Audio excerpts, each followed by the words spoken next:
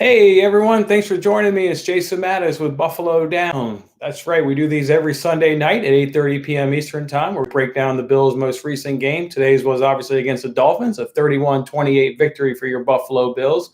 So we'll break down that matchup, and it'll also include thoughts from Sean McDermott's most recent press conference, which was held about 2 hours ago.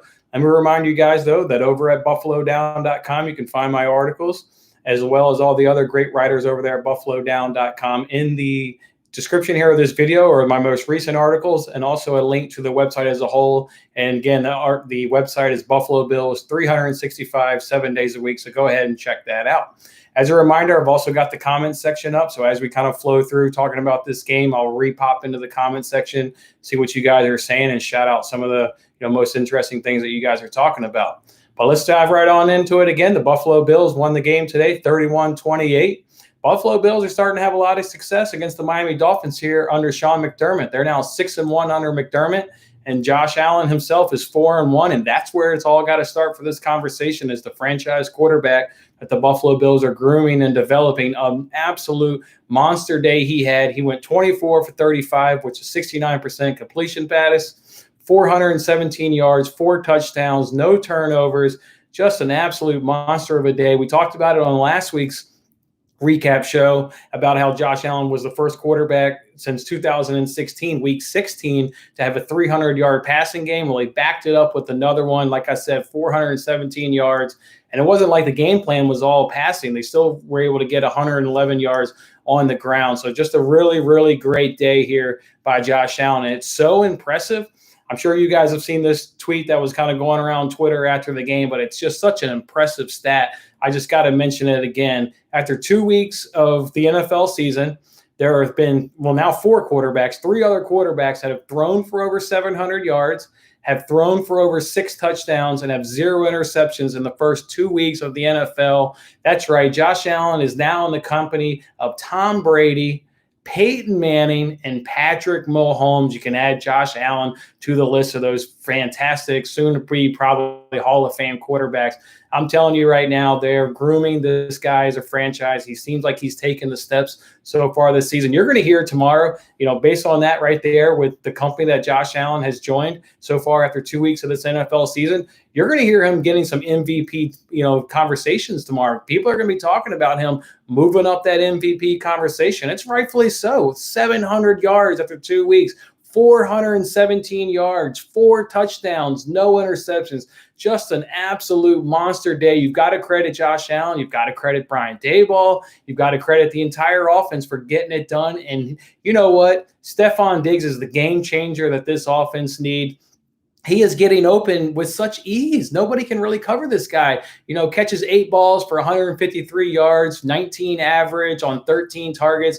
I mean, he's really unstoppable. Stephon Diggs has really proven to be a bona fide weapon there for Josh Allen. But Josh Allen, again, just an absolute monster day, 69% complete of his passes. That's on the heels of 72% pass completions last week. You just got to give this guy credit, just getting it done. And it seems like he's doing a better job this season of not only throwing with anticipation, but also leading his receiver a little bit so they can do a better job of, getting yards after the catch because, he's putting the ball out in front of them where they can run up under it. He missed one late in the game there up under John Brown. But otherwise, I feel like he's doing a much better job, this season of leading the receivers and making them go run to a spot, and then the ball drops there and they're able to catch it. So another good day by Josh Allen, another 4th quarter comeback by Josh Allen. These are starting to be irregular things under him. This guy's a cool customer late in the game. He doesn't fold up under the pressure.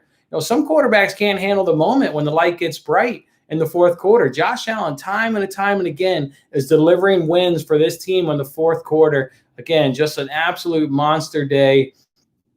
Like I said, it's led by, Allen, but you also there got, like I said, Stephon Diggs, and you got Brown, McKenzie, and Beasley all had really big plays. That's what happens when you bring in a number 1 wide receiver who's going to demand attention like that. You can't cover him, so then they shade a little help. Again, Brown, McKenzie, Beasley all had catches, over 20-plus yards in this game. So it just opens everything up. It looks like this offense is moving with a lot of ease. I know, they're still getting some punts, which we'll discuss here, but it just seems to be flowing a lot easier. there. They went on one drive, was 11 play, 97 yards. That was the first touchdown that was capped by Reggie Gilliam's first touchdown in the National Football League. Then they had a quick hitter, though, a 5-play, 84-yarder. That was capped by a 22-yard play by Diggs. So just a really, really good offense that seems like it's moving the ball well. You can even look to the first drive of the game. I know that, drive ended in a punt, but that Allen just misses Diggs there when he tries to lob the ball over. If he catches that, he's definitely turning upfield and getting significant yards after the catch. But that's what I just mean, though. This offense, what Brandon Beane did an excellent job of adding pieces in the offseason. And you can say, okay, well, it's only one piece, but he added a bona fide number one wide receiver to this offense. It's just opening it up. And like I said, it's just moving down the field a lot easier. He even had another drive that was stalled late in that game. Late in the first half, where he's had to settle for a field goal. I still think the refs blew the call there on a McKenzie. Caught him on a cutback block there by Isaiah McKenzie there. I personally thought it was a bad call. I thought he was in position. I didn't even think he hit the defender up in the head, but they called that, and that drive ended up stalling there for a field goal. So just a really, really good job by Allen, and really a good job by this entire offense overall. Like I said, just moving the ball with efficiency. You don't really know where it's going to come from, and that's sort of the good thing now with this Buffalo Bills offense is Diggs is going to get his, and yet even though you can't stop him, you don't know when Brown's going to pop up, and he'll hit you with a 20-yarder. And then McKenzie hit them with a big, I think it was like a 46-yard pass play. Then Beasley showed up late there in the second half. Beasley hadn't done anything all game, and then boom, Beasley shows up in the second half. It's just you don't know where it's coming from. If there's weapons all across that offense, that they still got Singletary. Moss seems like he's developing a little bit there as a running back. I know he was banged up there in the third quarter, but when he was in the game most of the first half, he was productive with him and Singletary alternating positions. So just a really, really good game here. And it's all, again, got to start at the top there at Josh Allen. Bills waited almost 4 seasons for a 300-yard passer, and now with this offense, with these explosive weapons, you're getting them right back to back, boom, boom. So just an outstanding job there by Josh Allen and that offense as a whole. So let me jump on in here for the comments section, see what we got going on. All right, let's roll right on to the next point. I want to mention here one thing here that Sean McDermott actually mentioned here in his press conference. You guys noticed throughout the game that Ford was rotating with Brian Winters, and Brian Winters was the guard that they brought over kind of late in training camp there when the Jets went ahead and released him. The Bills brought in Winters. So they were rotating them in the first quarter and even the second quarter there. And then I noticed a shift later on in the game where it was kind of all Winters there, especially there in the fourth quarter. And Sean McDermott was asked about it there in his press conference. And the thing that really troubled me is he said what they were doing earlier on the game is they were rotating the players in, and he even mentioned last year's rotation there with Ty Nsekhe and Cody Ford there at the right tackle position. So he said they were rotating it earlier in the game to determine what they thought would be the best personnel for late in the game. And that's what has me a little bit worried on is that late in the game they feel like Brian Winters is the better option, and that hits right at the heart of Cody Ford and his development. So last year they were putting in Ty Nsekhe in late in the game, when they needed to pass the ball, maybe come back or keep the lead, because they knew Cody Ford couldn't handle the outside rush. They can't handle the speed rushers. His feet aren't quick enough to get out, so they put in Ty Nsekhe. Everybody thought when he was coming out in the draft that he was more of a guard prospect rather than a tackles prospect. Now, 2 games already in the season, you're already seeing them thinking, or maybe even having the belief that Brian Winters is a better guard than Cody Ford. So he's getting, the more important snaps, the snaps in the fourth quarter when the Buffalo Bills are down, or even when they're, trying to maintain that lead and add to it. When Josh Allen hit John Brown there late in that game to ice that game really at 31-20. So that to me is a little bit worrying thing. We got to watch this development. I thought maybe when John Feliciano was going to come back off of IR, which may be happening after week 3, he may be on IR just for the minimum 3 weeks. I thought maybe they were going to have a little, an issue there. What do you do? Do you slide in Feliciano right back into his right guard spot, and does Ford go back to right tackle? Does Ford go to the bench, or do you take Feliciano and put him over to left guard, where he had played some left guard over there at the Oakland Raiders, and put Quentin Spann on the bench? But now if you're telling me you're willing to go with Winters over Ford. Well, Feliciano to me is a much better guard than Winters. He's got that tough physicality. He's got that bulldozer that the Buffalo Bills look for in their offensive linemen, especially in their interior offensive linemen. Now it's an easy decision. If you're going with Winters, now you just bring Feliciano right on up. But now what are you going to do there on game day? You can't dress everybody. So is Ford not even going to get dressed? I don't know. It's just the comments by Sean McDermott were a little troubling some when you hear him saying we went with the best option late in the game. I got no problem with it being Winters. I'm just speculating on more of a Ford development long-term prospect, because if he was going to be a second-round draft pick and be your guard, then that's a great draft pick. Second-round draft pick, and he's going to be your guard, and that's going to be a solid pick. So not saying it's a bust, not saying, they are giving up on him. Just want to mention Sean McDermott's press conference in terms of the rotation there, because I'm sure you guys mentioned it as well. So what was going on there? As for the rest of the game there, though, some people say that the Bills let the Dolphins hang around a little bit. Yeah, maybe that's so true. I don't know. They had that weird 36-minute lightning delay, and then the offense did kind of come out there a little bit flat. They had a couple punts, around that lightning delay. But credit the defense. So the defense kept them in that game with a fantastic goal line stand. The score at that point was 17-13. The Dolphins were right there on the 2-yard line. They were about to punch that sucker in. They decided to go for it on fourth down. And I guess you could say the Bills came up with a stop. I mean, he's there, but it was more of a drop. It was definitely more of a drop. I mean, a receiver's definitely got to make that catch, and it should have been a touchdown. But again, the Bills make the goal line stand, so you got to give that Buffalo Bills defense credit. So they did it against the Jets, and I guess that's the worrisome thing here is, right, the offense can move the ball with such ease. You saw it against the Jets in the first week. You've seen it now against the Dolphins, primarily there in the first half. Yet then in these third quarters, they're just letting these teams hang around. You play better competition, as opposed to the Jets and the Dolphins. These teams are going to come back. These teams are going to come back and steal some victories from you, and you're not going to be able to, will your way back in the fourth quarter. So they just need to get a little bit better job. I think a little bit being more ruthless, a little bit more, lethal there when they've got that lead. Just step on the opponent and just finish them. But at the same right, though, they got to give, like I said, Josh Allen credit, because he did lead, another fourth quarter comeback. So that was really great there. Speaking of the defense, again, if we keep it on the defensive side of the ball, man, were the Dolphins picking on Levi Wallace. Levi Wallace did not have a good day. I know the cornerback position, you're going to give some up. It's definitely a give and take thing. You'll win some, you'll lose some. Boy, he lost a lot more than he won today. Levi Wallace was struggling. He was picked on, and a lot of times he was targeted. The Dolphins were trying to throw the ball to Devontae Parker.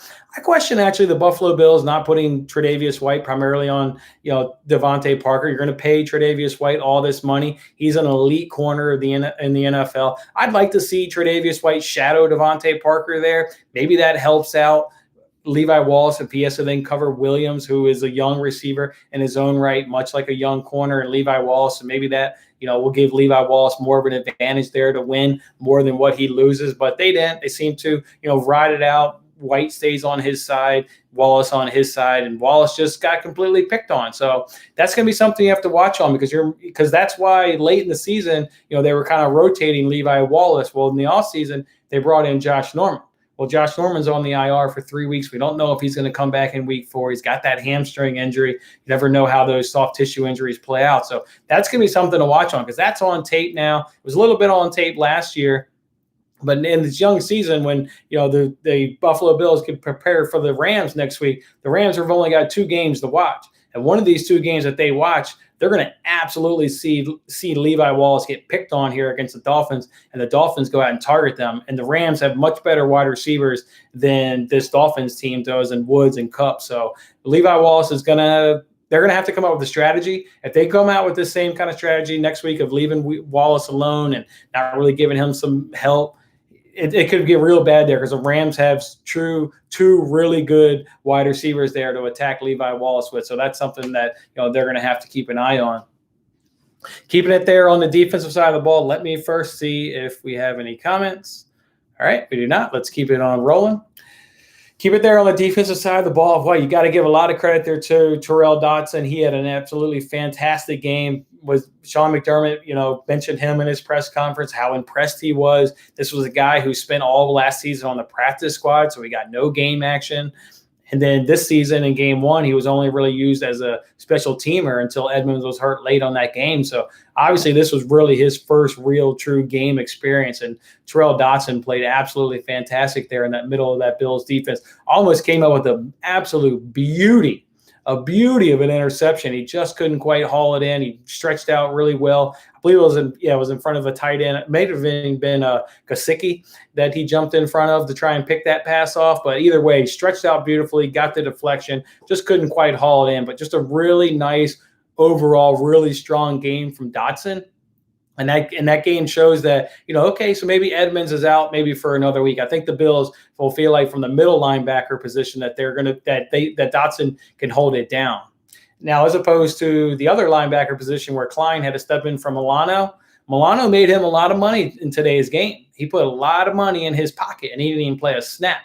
Yeah, the tight end for the Dolphins, Gesicki, he had a fantastic game, and there were several times where A.J. Klein was responsible for Gesicki, and it was nowhere to be found against him. I mean, it was a complete mismatch. I know Gesicki worked out of the slot a lot of times, so Levi Wallace was on him, and also Taron Johnson was on him. But the times that A.J. Klein was on him, A.J. Klein just couldn't hang. And we know Matt Milano is one of the top linebackers in the NFL in terms of covering, turning with the running back or turning with a tight end, and getting downfield with those guys and pass coverage. So yeah, Matt Milano didn't have him a good game, but definitely he put some money in his pocket because of how A.J. Klein played today. But hopefully that's not a long injury. It's a hamstring injury. They're going to need him to come back. They're not going to want to be able to rely on A.J. Klein for multiple games on end, because that is a place where teams will continue to target them. Going forward, now that A.J. Klein's weakness is really on tape, it really wasn't on tape much recently because, obviously Matt Milano was a starter and he was really playing all the snaps. So that's going to be something to watch because Gesicki had a big day. It was really the Miami Dolphins chose to attack this Bills defense of using Gesicki, and we talked about that on our pregame show that we do every Thursday at 3:30 p.m. Eastern here on YouTube. We talked about how Gesicki was going to have him a big day, and he did have a big day. I mean, he's a really good tight end. We also mentioned how, again, Milano was going to be out, so there was going to be a matchup there for the Dolphins to take advantage of. But it was pretty much the Gesicki show, and then whoever Wallace was lined up on, Ryan Fitzpatrick just wanted to attack Levi Wallace is how they wanted to go about that. So another thing we want to mention here, we want to mention Tyler Bass. Tyler Bass was also mentioned in Sean McDermott's press conference about how he obviously thought he had a nice bounce back game. Ended up being the difference of the game. 31-28. He made his only field goal. It was a nice one from 39 yards. It looked like it was a little close, but hey, either way, it went in for this kid, and that's what this kid needs is confidence. He hit his only field goal. He went 4-4 from the extra point. So just a good bounce back game there from Tyler Bass. Something he can take into the week, build some confidence on, and continue to build on his rookie season and have a nice game. But overall, just a really, really good job again by Josh Allen, this offense. I'm really impressed by them.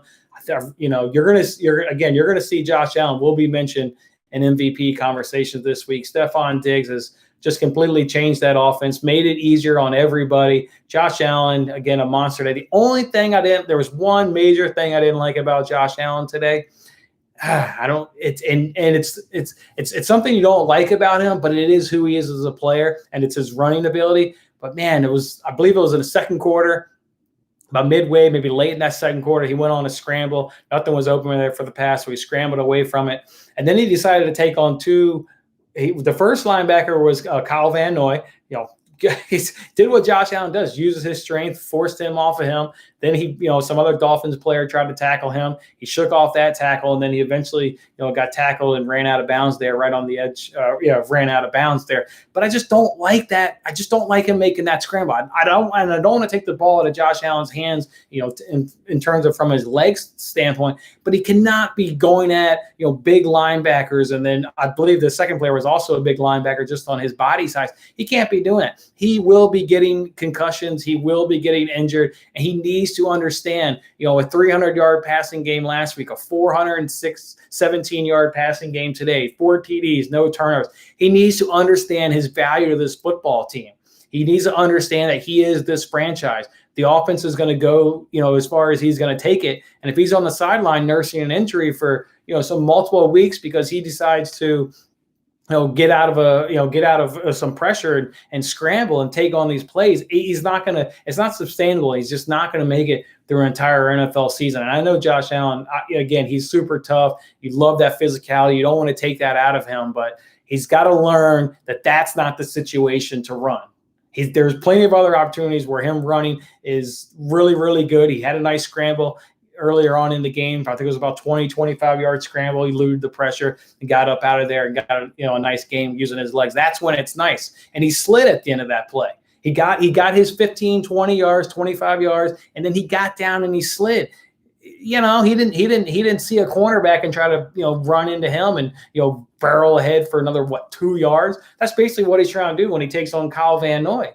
I mean, he didn't get any more than 2 yards after shaking him off and shaking off the next guy, but it's not going to work. So fantastic game by Josh Allen, but he's got to know that his value to this team, and the one play where he gets a few extra yards, call it 5 yards, it's just not worth it because he's going to end up on an injury list real soon if he keeps trying to make those plays. But again, like I said, 417 yards, and now there's 4 quarterbacks, 700 yards, 6 touchdowns, 0 interceptions after 2 weeks in the National Football League. Josh Allen has put himself in the company of Peyton Manning, Tom Brady, and Patrick Mahomes. Fantastic there. The Bills have to be absolutely ecstatic to where this offense is going. It's scary. It's really scary. I mean, you kind of, you start to project ahead, and, people, lead up to a season where we're saying, well, they may get all the way get to Tennessee or maybe even get all the way to Chiefs and, be undefeated. Yeah, it's starting to look like that because I'm not sure how you stop this offense. Again, we mentioned all the offensive weapons. They still were able to run the ball for 111 yards. So, it's, like I said, even though they throw for 417, they didn't back off of the running. They got 111 yards on the ground. I don't know how you stop this offense. I really don't. They're going to roll, in theory, they're going to roll through the Rams next week. Then they've got the Raiders the following week. And then I believe that's the Titans game, which will be a really, really big matchup. That'll be a nice test. We know Mike Vrabel, his possession, knock you in the mouth kind of defense. So that'll be a real nice test to kind of see how this offense can go up against a really true bona fide defense. But it's hard to project. And Gabriel Davis, he announced himself to the Buffalo Bills. What an introduction to Bills Mafia for Gabriel Davis to catch up with the game game. I guess that would be the game winning. No, because the Dolphins got a late touchdown when Bills went to prevent defense. So they ended up obviously needing the one by John Brown. But, if they don't have that, then I don't think they give up that late touchdown there to the Dolphins. But Gabriel Davis, unbelievable, huge touchdown to give the Bills a 24-20 lead there in the fourth quarter. Stretched out, made a beautiful. I saw it in real time, and I thought he had to use the ground to catch it. And I was like, oh, that'll be overturned in replay. Took a first look at the replay and was like, wow, he caught that. Gabriel Davis. Unbelievable catch there. Welcome to Bills Mafia, Davis. He's going to be a nice draft pick. You can tell by Brandon Beane. He's going to be really good. His only catch of the game, and it was a beauty. You got him, Brown, McKenzie, Beasley, Diggs. I don't know how you stop this offense, and that's exactly what Brandon Beane wanted to do in this offseason. Build the pieces, put the pieces around Allen, and just have Allen just hit it to the playmakers. And like I said, he's doing a much better job of leading them, and you can see them getting a lot of yards after the catch. So, again, fantastic game. Buffalo Bills winning the game 31-28, improving to 2-0 on the season. Again, they're building some domination of the Dolphins up under Sean McDermott. They're now 6-1. So let me go to the comments here. We'll wrap this show on up. All right, nothing on in the comment section. All right, guys, don't forget, we do these post-game shows every Sunday at 8:30 p.m. Eastern time, and then come back on Thursdays at 3:30 p.m. Eastern time where we do the pregame show. This coming week, we'll obviously break down the matchup here against the Los Angeles Rams. The Rams will be coming into New Era Field or Bills Stadium until they can find out who they want to pay and make their millions of dollars and get the stadium named appropriately. But anyway, so the Rams will be coming up into Buffalo, so that'll be a nice test. They do have a good offense, but the Bills defense is, one of the elite. They've been one of the top 5 units here the past couple seasons. Hopefully they'll get Milano back. Hopefully they'll get Edmonds back. But if not, as I said, they've got Dotson. He played a fantastic game. We know how the Bills, obviously their secondary is, really outstanding there. So good job of the Buffalo Bills again, 31-28 over the Dolphins. I'll see you guys again next Sunday, 8:30 p.m. Eastern time, or next Thursday at 3:30 p.m. Eastern time. We'll preview the game against the Rams. And again, I'm Jason Mattis over at Buffalo Down. Link to buffalodown.com is in this video description. Go ahead and read all the great articles. We'll be turning out articles leading up to the week here against the Rams. Have a good evening, Bills Nation. Enjoy your win, 31-28 over the Miami Dolphins. And the Bills get to 2-0. All right, have a good night, everyone.